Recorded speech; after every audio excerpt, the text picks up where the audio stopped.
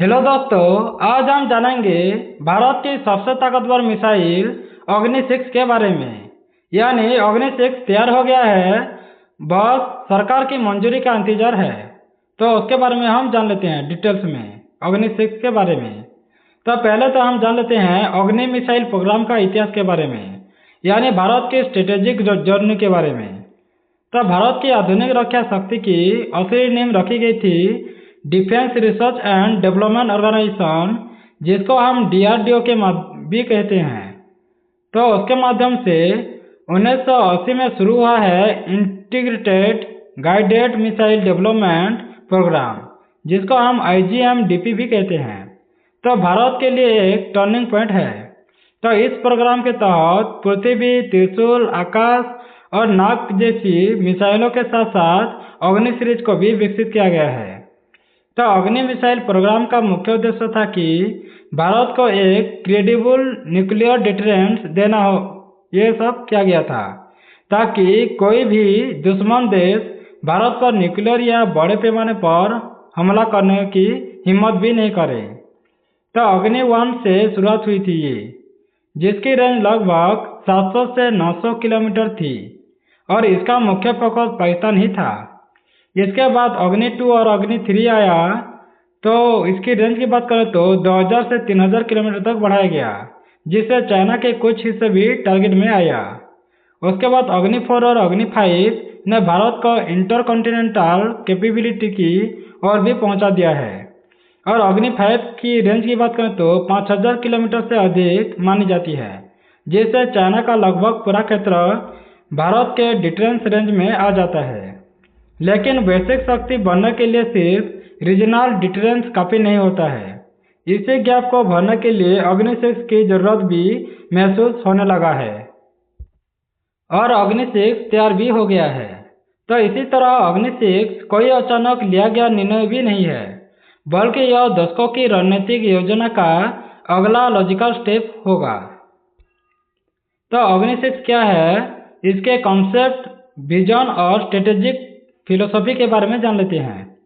तो अग्नि 6 एक इंटर कॉन्टिनेंटल बैलिस्टिक मिसाइल, जिसको हम ICBM कहते हैं, इसके रूप में कॉन्स्ट्रिक्ट, यानी वो क्या कहते हैं ना, जैसे कॉन्सेप्टलाइजेस, जिसको किया गया है जो भारत की मिसाइल टेक्नोलॉजी को नेक्स्ट जनरेशन लेवल तक पहुंचाया जा सकता है।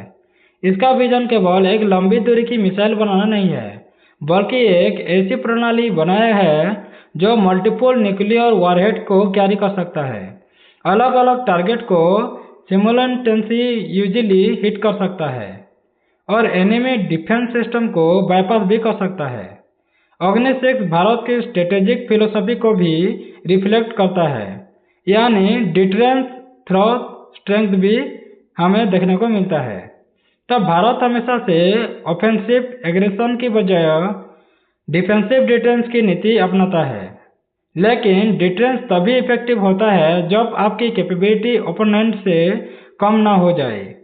तो अग्नि 6 का मूल कॉन्सेप्ट होगा कि अगर तुम हमला करोगे तो जवाब इतना शक्तिशाली होगा कि तुम सोच भी नहीं पाओगी। तो रेंज और ग्लोबल स्ट्राइक कैपेबिलिटी के बारे में जान लेते हैं। तो अग्नि 6 की सबसे ज़्यादा चर्चा उसकी रेंज को लेकर हो रहा है। एक्सपर्ट के अनुसार इसकी रेंज लगभग 8000 किलोमीटर से 12000 किलोमीटर तक हो सकता है। यह रेंज भारत को एक नए स्तर पर ले जाती है। इसका मतलब है कि भारत अब केवल एशिया तक सीमित नहीं रहेगा, बल्कि यूरोप, अफ्रीका, ऑस्ट्रेलिया और अमेरिका के कुछ हिस्सों तक भी फैल सकता है। तो इसका रीच में आ सकता है, यानी यह कैपेबिलिटी केवल मिलिट्री एडवांटेज नहीं होगा, बल्कि जियोपॉलिटिकल पावर का प्रतीक भी होगा।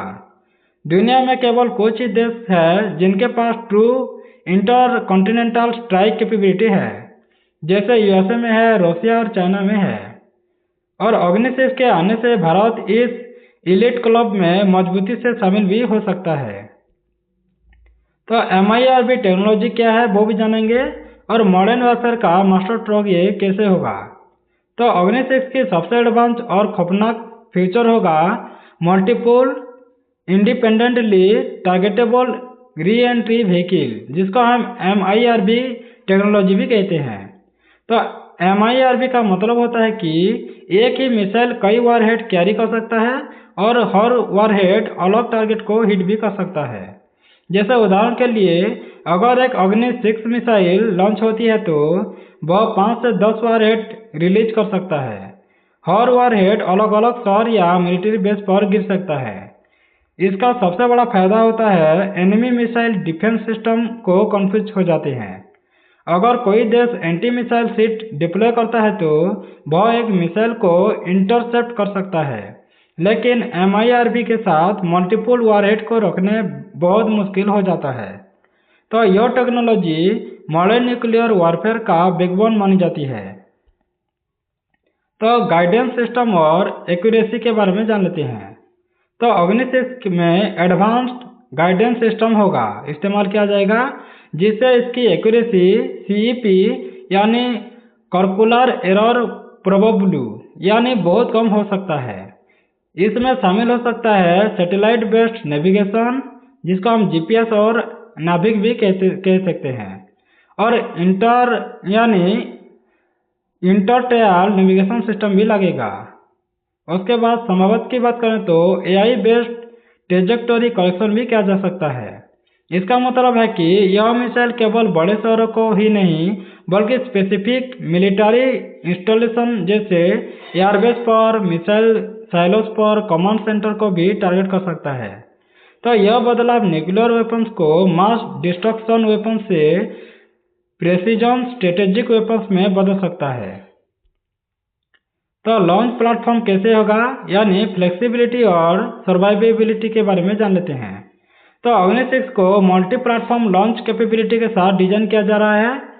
इसमें रोड और मोबाइल पर लॉन्चर हो सकता है, रेल मोबाइल सिस्टम पर हो सकता है, और फ्यूचर में सबमरीन बेस्ड लॉन्च भी होगा।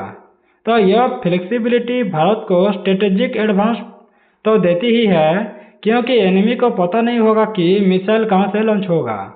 तो यह सर्वाइवेबिलिटी बढ़ाता है, यानी अगर दुश्मन पहला हमला करे तब भी भारत के पास जवाब देने की क्षमता बनी रहती है। उसके बाद हम जान लेते हैं न्यूक्लियर थ्रेट और सेकेंड स्ट्राइक कैपेबिलिटी के बारे में। तो अग्नि 6 भारत के न्यूक्लियर थ्रेट को मजबूत करेगा।